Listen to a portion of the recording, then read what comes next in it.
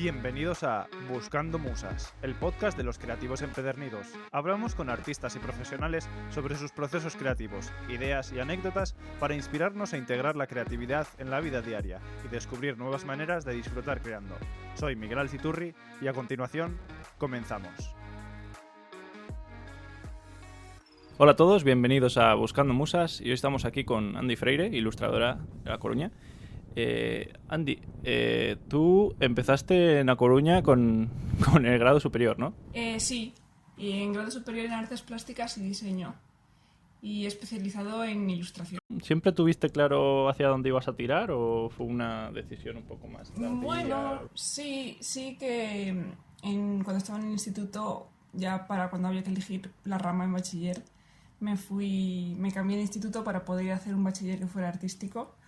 Y luego, pues a partir de ahí, sí que es verdad que no tenía mucha idea después de bachiller por dónde hay que tirar, pero pues vas encontrando cosas y sitios y como que ya fluye solo. O sea que siempre has tenido como esa inquietud artística desde el principio, ¿no? Es que de repente fueses por tecnológico y luego... No, pero fue como muy fluido, quiero decir. Siempre ha sido esa rama.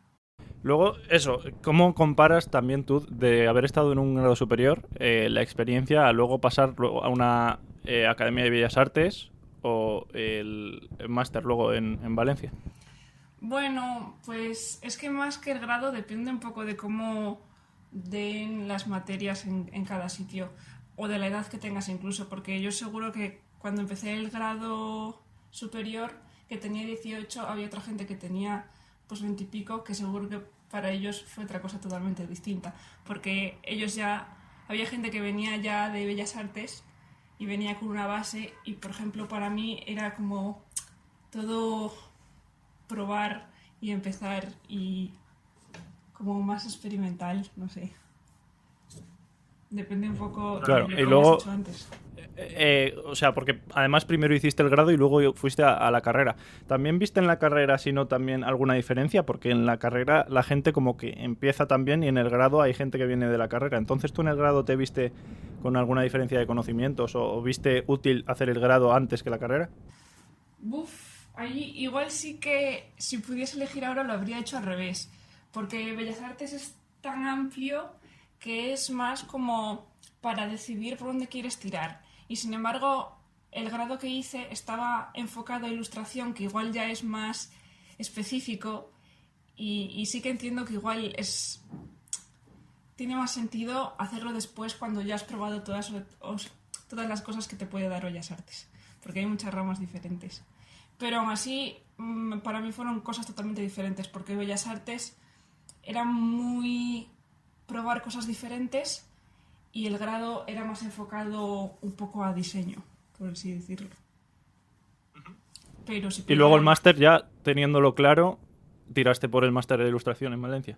Sí, cuando acabé Bellas Artes... Fue un poco... Sí, ahí sí que tenía eso, que clarísimo. Bellas Artes te abrió y fuiste para allá. Bueno, yo ya tiraba antes de Bellas Artes un poco por la ilustración, pero me sentía como que todavía me faltaban cosas por aprender y que igual sí que debería haber hecho Bellas Artes.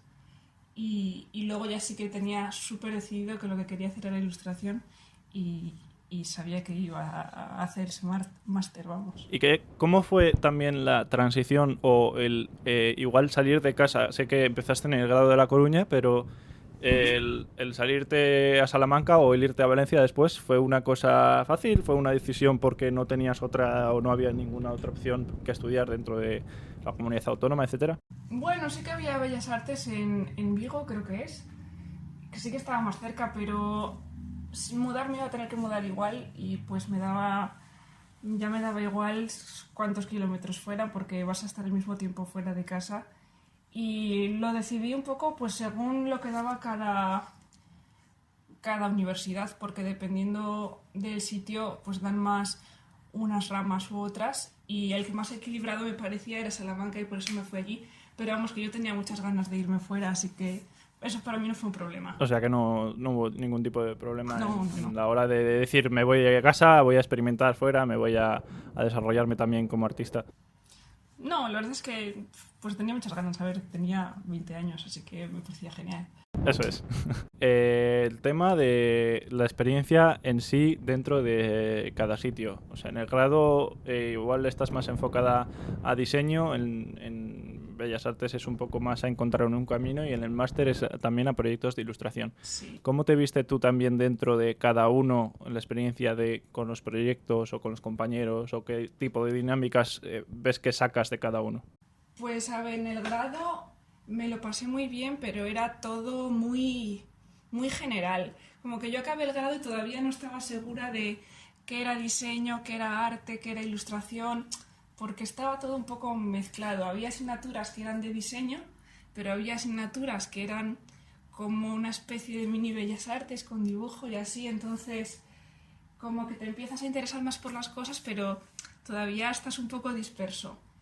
Y luego, Bellas Artes sí que tocas un poco cada rama, entonces en Bellas Artes sí que descubrí que la rama que quería era grabado, sí o sí, entonces yo me especialicé en grabado. Pero sí que Bellas Artes me ayudó a decidir cuáles quería y cuáles no, porque, por ejemplo, dibujo y pintura, bueno, dibujo sí, pero pintura, ¿qué más había? Audiovisuales y cosas así. A partir de la mitad de la carrera ya decidí que no quería más de eso y ya como que definí un poco lo que quería hacer, que era grabado y luego también cogí todas las de diseño que pude.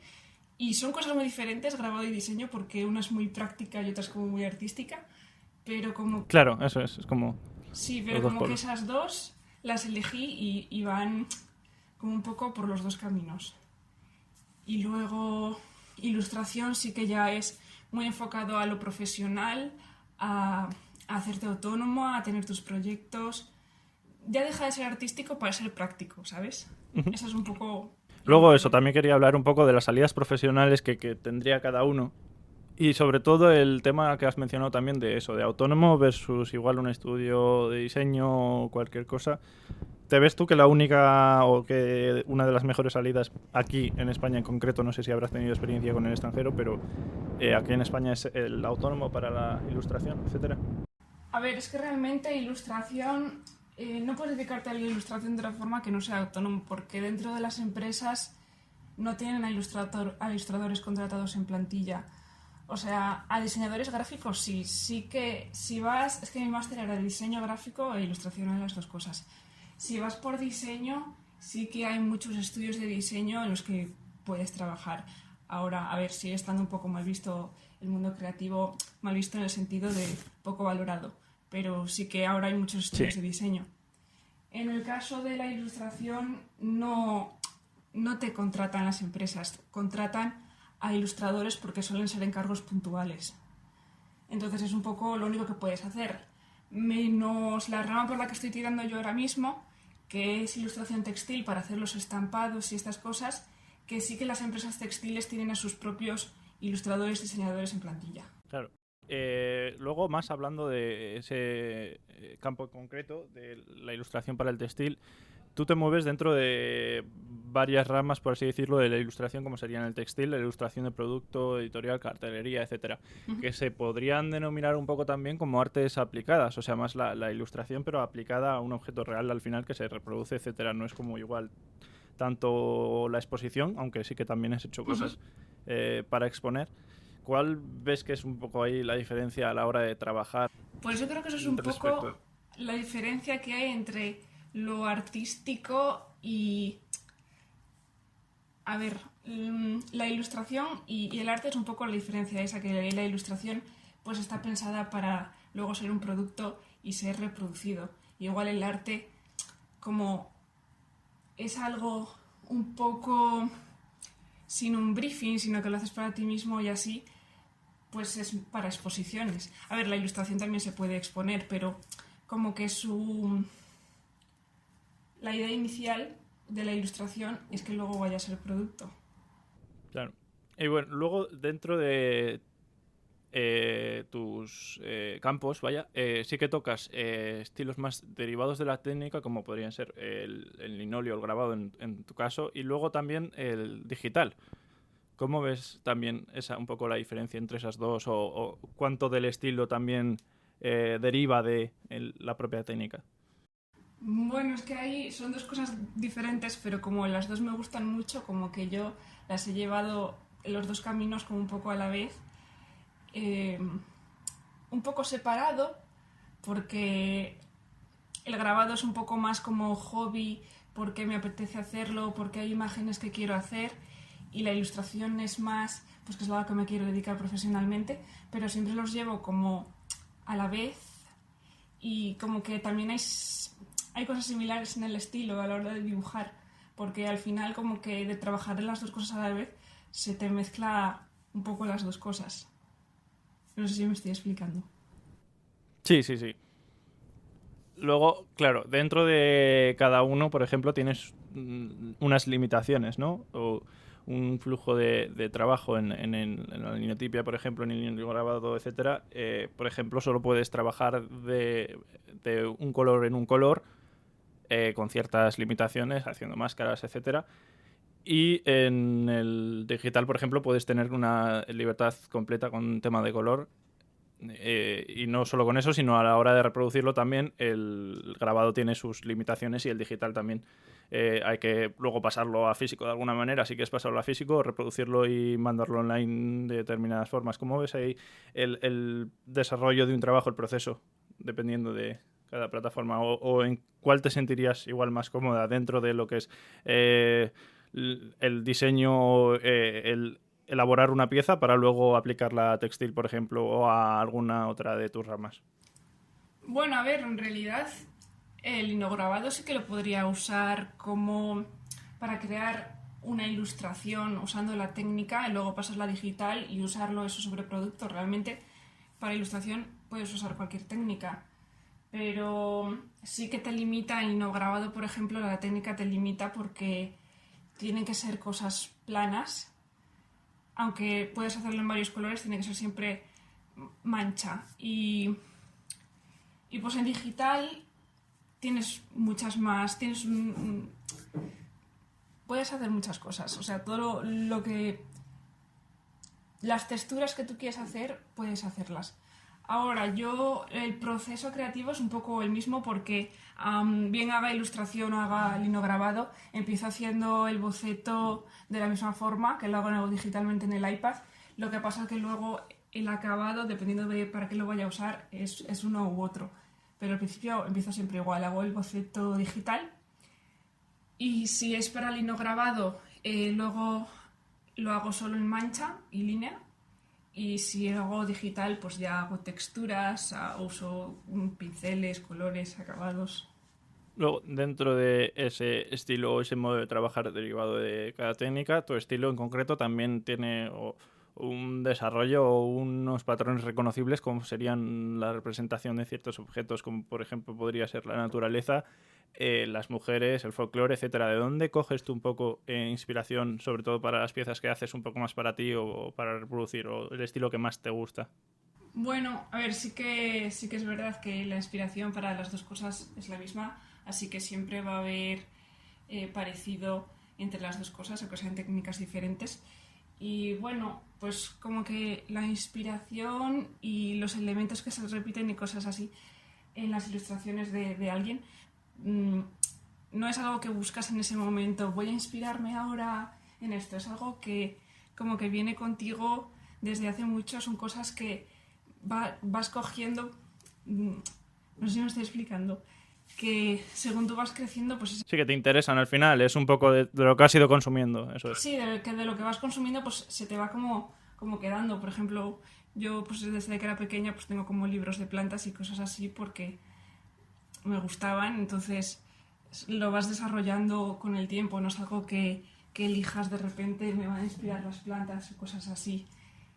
Así que eso sí, los patrones como lo que yo cuando me refiero a folclore me refiero a cosas como patrones, cosas que se repiten, símbolos. Eso, la simbología también me gusta mucho, también tengo desde siempre muchos libros de eso, entonces todas esas cosas que he consumido desde que empecé a dibujar, pues se han ido haciendo como una masa que es como ahora lo que me representa y lo que represento en mis ilustraciones. Luego, a la hora de también representar determinados animales o, por ejemplo, en el caso de la mujer, vemos bastante representada a la mujer dentro de tu obra. ¿Esto tiene algún significado en especial o frente a la belleza igual del cuerpo femenino, frente al masculino, etcétera?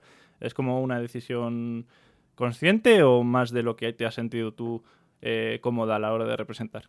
Creo que, a ver, es una decisión inconsciente, pero lo haces porque cuando tú empiezas a dibujar, bueno, a ver, a mí por lo menos, pero yo creo que la mayoría de la gente cuando empieza a dibujar lo que quiere hacer es como representar lo que ve lo más parecido posible, como que al principio eres como realista porque quieres aprender a dibujar y pues al principio lo que mejor te va a salir dibujar es lo que más conoces. Entonces, claro, yo dibujo mujeres pues porque sé más las proporciones o porque naturalmente te sale dibujar lo que conoces.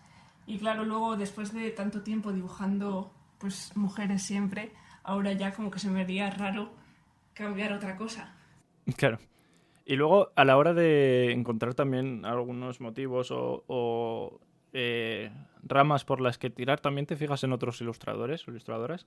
Sí, la verdad que para eso además soy muy maniática, porque yo me hago como mis carpetas, me guardo mis imágenes de esto me gusta, porque como al final eres un poco lo que consumes, todo lo que te inspira es un poco lo que te lleva a hacer lo que tú haces y eso me interesa mucho y siempre hago como un montón de carpetas de los ilustradores que me gustan y un montón de listas y cosas así, de diferentes técnicas incluso. Pues de dibujo más realista me gusta este, pues de textil me gustan estos, de personajes me gustan estos. Todo te influye al final. Al final también hemos hablado, eso es, hemos hablado en el podcast un poco de la hora de inspirarte o el quizá copiar de varios artistas o el analizar, vaya, de por qué te gusta o por qué te llama la atención esto o qué recursos utiliza este artista para que a mí me atraiga esto o no me atraiga esto. Ese ejercicio también de recolección que tú haces te sirve para mejorar tu técnica y tú a la hora de representarlo coges estilos de otra persona y vas desarrollando el tuyo poco a poco. No diría que es así porque este estilo sí que es verdad que yo sé que mi estilo se formó ya hace como 6 años que empecé a dibujar con Rotrins, así empecé con mis chicas, como dices, que bueno, así los llamaba yo cuando empecé a dibujar con Rotring. Entonces mi estilo como que no ha cambiado mucho, o sea, ha cambiado la técnica pero no el estilo. Y lo que me fijo más en otros ilustradores no es tanto la técnica, sino igual un poco la temática o la inspiración o más bien la motivación de esta persona me gusta mucho, esta persona sigue trabajando, entonces yo tengo que seguir trabajando, ¿sabes? No es tanto en técnica, sino Claro. como en motivación. A la hora de hacer estas series, como has empezado, o sea, como has mencionado antes, por ejemplo, ¿tú empiezas esa con algún motivo en concreto o simplemente por producir, por practicar? ¿Y cuál es lo que o sea, qué es lo que te hace, por ejemplo, publicarlo o realizar una serie para publicar, como sería esa que has mencionado? O sea, ¿tú ves también quizá una presión en las redes sociales por publicar lo que estás haciendo o produces más para ti? Pues, a ver, lo de la presión la hay siempre seguro en redes sociales porque al fin y al cabo para un trabajo tan creativo y tan visual lo tienes que enseñar sí o sí. Lo que pasa es que en las redes sociales hay muchísimo volumen de ilustradores, de dibujantes, de artistas, entonces es un poco una competición y si tú dejas de publicar y de crear, como que te vas a perder entre la masa de gente y al fin y al cabo, aunque tú lo hagas para ti, puedes conseguir trabajo de otras formas, necesitas ser visto para que la gente pues consuma, porque es que al final lo haces para trabajar, no lo haces por amor al arte, por lo menos los ilustradores. Entonces sí que existe esa presión. Pero bueno, yo de todas formas, los proyectos que hago, que suelen ser proyectos míos propios, pues salen de que hago, pues las cosas que se me van ocurriendo, hago muchas listas y voy como acumulando cosas parecidas que luego se pueden convertir en una serie y de eso sí que tengo como muchas libretitas que van cogiendo ideas de cosas que luego se van uniendo y ya forman como un proyecto, como el que estaba haciendo ahora de las curiosidades botánicas, que es el último que tengo en Instagram. y así es un poco como surgen. Sí que es una mezcla de presión con ideas que van surgiendo.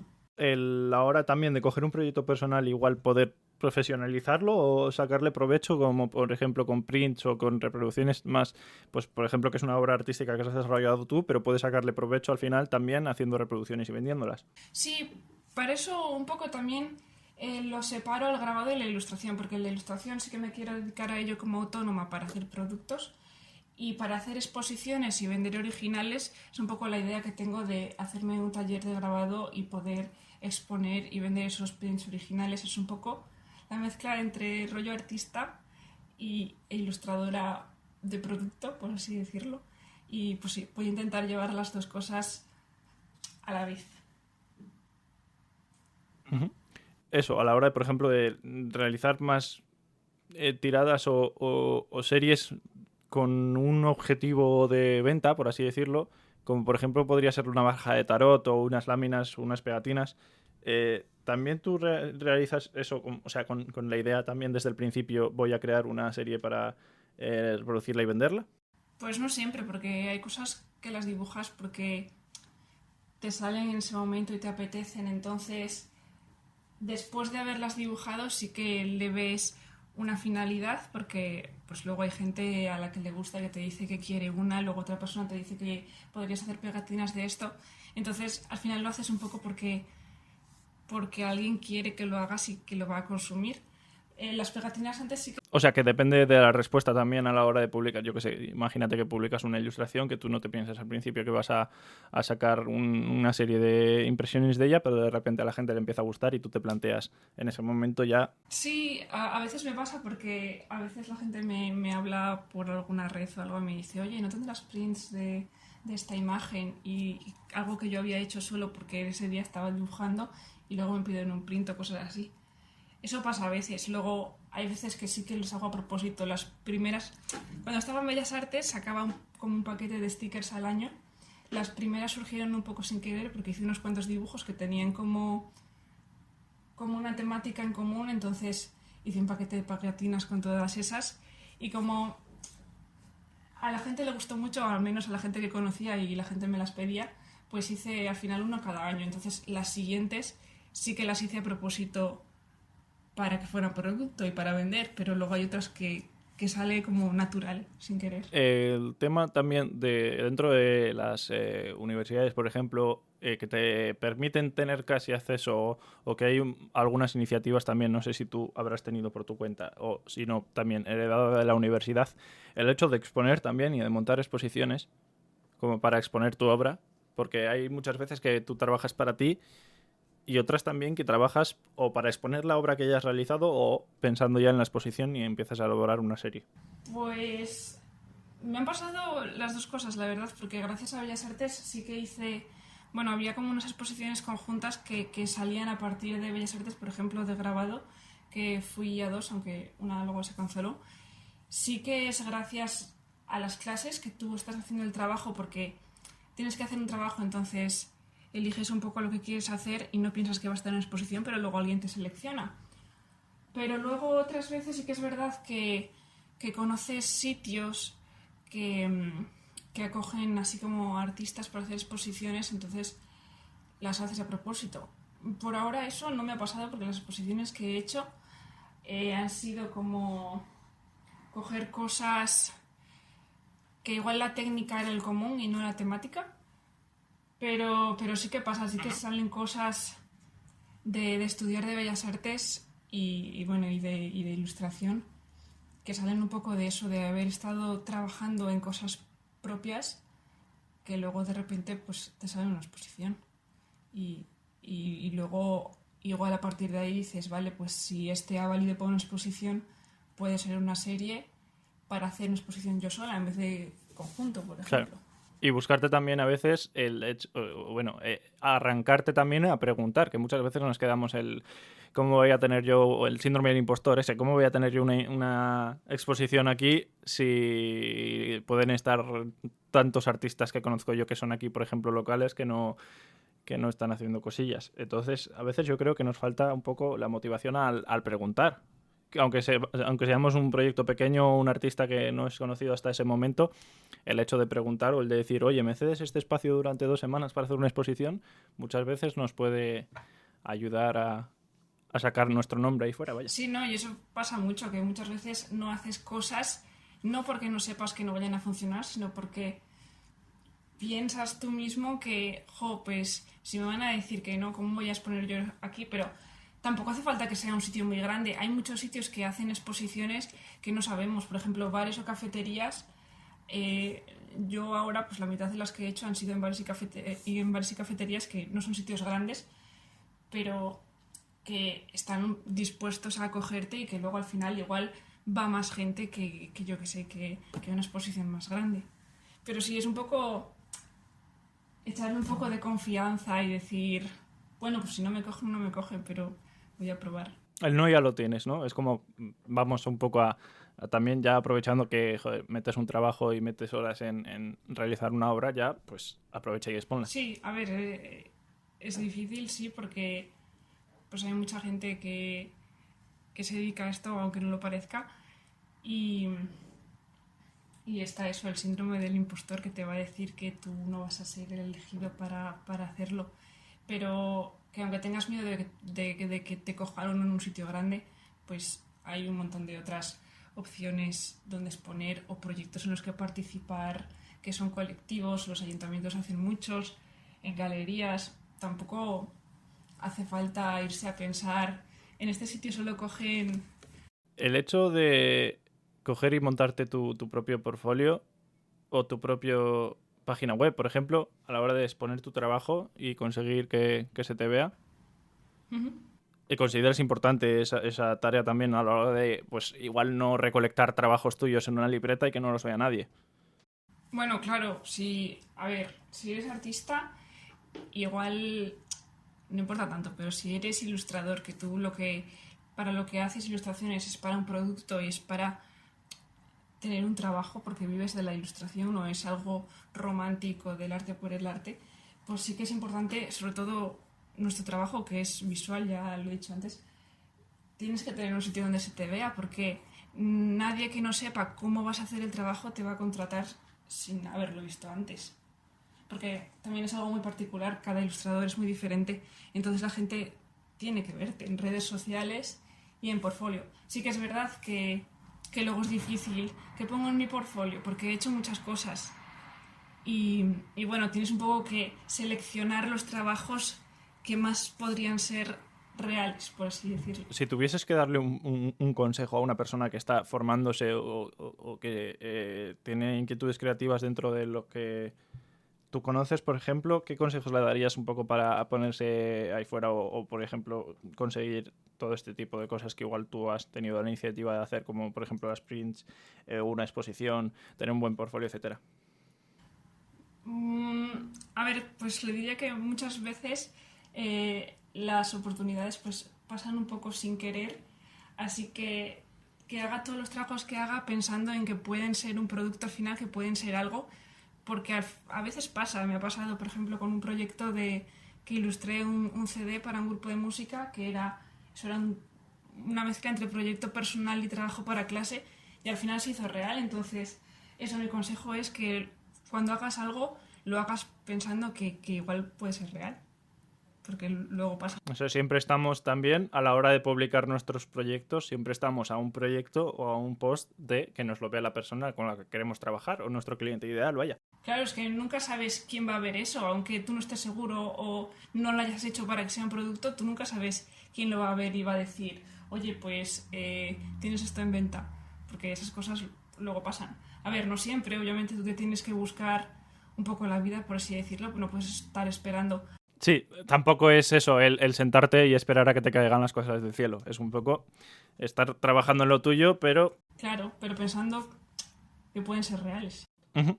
Luego, ¿quieres dirigir los ojos de nuestros oyentes hacia algún proyecto que estés realizando ahora mismo o decir dónde pueden encontrarte, etcétera? Bueno, ahora mismo solo estoy haciendo proyectos personales porque ahora estoy buscando prácticas de empresa para textil y tal, pero claro, está siendo difícil. He hablado con algunas empresas, pero ahora con el COVID pues está difícil. Así que mientras tanto estoy haciendo proyectos personales de ilustración y de grabado sobre todo.